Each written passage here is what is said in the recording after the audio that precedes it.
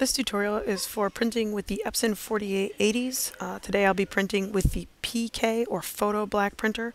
Photo Black printer will print to papers that have glossy, luster, semi-matte or semi-gloss surfaces, so basically surfaces that have a shine, whereas the MK or matte black printer will print to papers that have no shine, such as matte papers, rags, velvets, or watercolor papers. To begin, ensure your photograph is on the desktop. It's saved as either a TIFF or a JPEG. Go ahead and open it in Photoshop. Be sure that your image is first set to a 300 ppi resolution, and that the size of the image at that resolution will fit on an 8.5 by 11 piece of paper. That's what we're going to be printing to today. If you need to print to a different size paper, 13 by 19 or a roll, you need to ensure that the size of the image will also fit on the media that you're printing to. Once you've ensured that, hit OK. Also ensure that your file is in an RGB color space, either sRGB or Adobe RGB. Images that are in a CMYK color space, such as swap, will not print correctly in the Epson 4880 print system.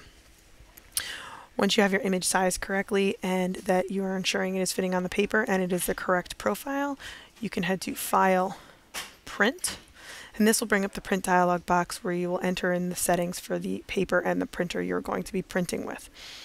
We are going to be printing with the 4880 PK, which is the Photo Black printer. Both printers, the PK and MK, will be listed under the print drop-down box. Ensure that you've chosen the PK. It will give you the correct profiles and media types you need to print with glossy paper. Once you've ensured that, come into Print Settings. Under Print Settings, ensure that your paper size is the correct size for your destination print. In this case, we're going to be printing to 8.5 by 11 piece of paper, which is US letter. Ensure the US letter is chosen here and none of these other options are checked. If you need to print to a different size piece of paper, such as 13 by 19, you can choose the Super A 13 by 19 here. Once you've chosen your correct paper size, pull the drop down under Layout down and go to Printer Settings. This is where you're going to ensure that the paper is fed into the printer from the correct place. We want to make sure that page setup is set to sheet for 8.5 by 11 or 13 by 19 sheet paper. We also want to ensure that it is coming from the paper tray. So make sure that paper tray is chosen and not manual feed. Next, you're going to choose your media type. Media type is what surface the paper is. In this particular case, we have a glossy media type chosen. For the PK printers, again, you're going to choose either glossy, luster, semi-gloss, or semi-matte. Matte papers will have different media types, such as enhanced matte, single weight presentation, or presentation matte paper. We're going to choose the paper type here, which is glossy photo paper, and the weight is 250. AccuPhoto HD should be selected and no color management should be selected. In this case, they are grayed out due to the next option that is selected in the dialog box. Output resolution should be set to 1440 for PK papers, and 720 for MK papers. So your 1440 for your glossy papers and 720 for your matte papers. Once you have this chosen correctly, you can hit Save.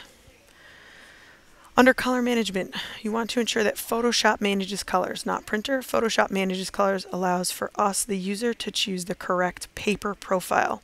Each paper has its own individual profile that tells the computer what the surface of the paper and the paper type is, and it needs to be chosen for each individual paper. If you do not choose the correct profile for the paper you are printing to, your colors will come out incorrect. So in this case, we are going to be choosing the Professional Glossy Photo Paper 250 or PGPP 250 for glossy paper. If we need to print to an MK paper, we can choose the Enhanced Matte Photo Paper MK, or there are various other profiles that can be selected. In this case, we're going to use the glossy paper profile. Next, we want to scroll down and ensure black point compensation is checked. This will ensure that our colors come out correct. And below, we want to ensure that the image is centered and that it is set to 100%. You do not want to click scale to fit media. This could upsize the image and resolution and quality could be lost, so you want to make sure it's set to 100% and that the size of the paper will fit on the size of the destination sheet. This should already be done by the person supplying the file and should not necessarily be needed to be changed. You will not need to enter any functions under here. If we look at our preview, you will note that there is an area of the paper that has hash marks. This area of the paper is deemed not printable by the printer, and the image will not print in this area even if it is larger than the paper. Once you've set all these options, you can go ahead and hit print. Before doing that, however, you're going to ensure you want to load the paper correctly. Photo paper has a surface on one side that will hold the ink, and the opposite side there is no coating to hold ink, and you need to know which size is the correct size. Your glossy papers, such as luster or semi-matte, semi-gloss, those kind of things, will have a sheen to that side of the paper. Most of the time Epson papers will have Epson written on the non-printable side of the paper. You need to place the paper with the printable side face down so that you can see the Epson writing on the back facing you. Matte papers are a little different and more difficult to discern which side is the printable side. It is usually a different color in tone than the non-printable side. If for some reason you print on the wrong side of the paper, the ink will not dry and it can make a really big mess. So if that is the case, take the piece of paper, fold it in half with the ink side in, and trash it. So when you go and load your paper, make sure that the ink coated side, the glossy side in this case, is face down. Slide the paper all the way forward until you cannot slide it any further, and ensure that the lever to the left has the paper cinched in tight but not bent, so that it is not very movable within the printer. Once you have done that, you can go ahead and hit print.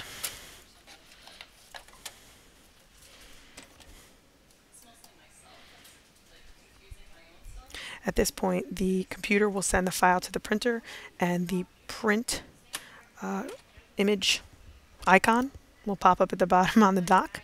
You can click on it to open the print queue, and this will show the progress of your printing file.